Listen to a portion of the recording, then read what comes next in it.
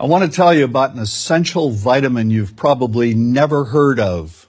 If you're a parent or plan to be one, it might be more important to your child's growth than all other vitamins combined, and only you, a parent, can provide it.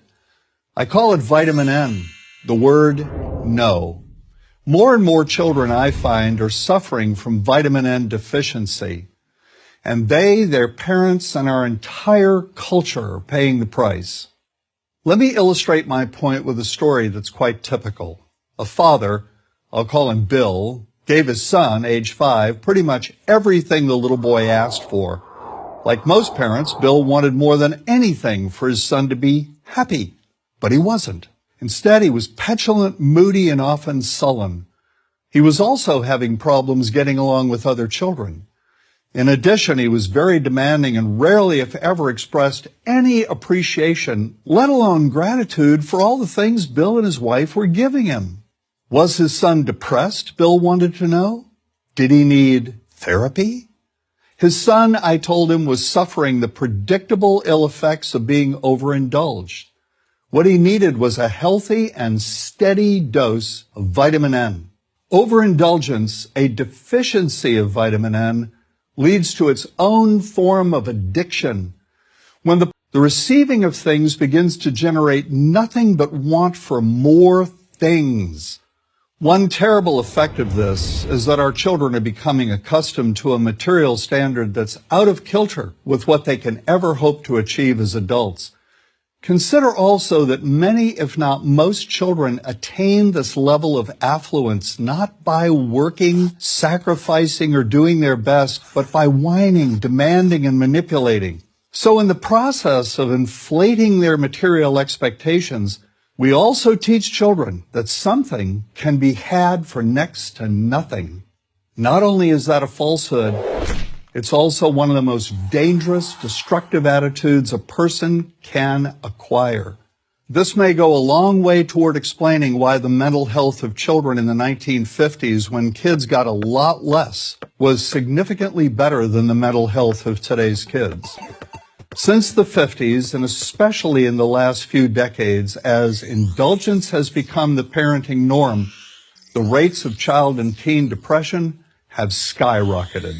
Children who grow up believing in the something for nothing fairy tale are likely to become emotionally stunted, self-centered adults. Then, when they themselves become parents, they're likely to overdose their children with material things. The piles of toys, plushies, and gadgets one finds scattered around most households.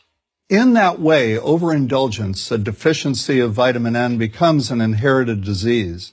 An addiction passed from one generation to the next. This also explains why children who get too much of what they want rarely take proper care of anything they have. Why should they? After all, experience tells them that more is always on the way.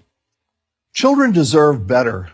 They deserve to have parents attend to their needs for protection, affection, and direction.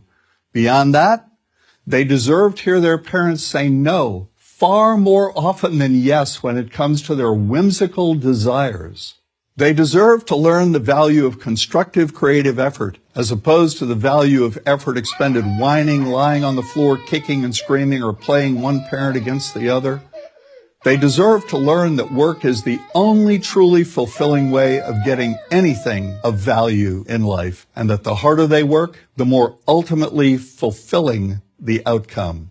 In the process of trying to protect children from frustration, parents have turned reality upside down. A child raised in this topsy-turvy fashion may not have the skills needed to stand on his or her own 2 feet when the time comes to do so. Here's a simple rule. Turn your children's world right side up by giving them all of what they truly need, but no more than 25% of what they simply want. I call this the principle of benign deprivation. No. Vitamin N. Dispense it frequently. You'll be happier in the long run, and so will your child.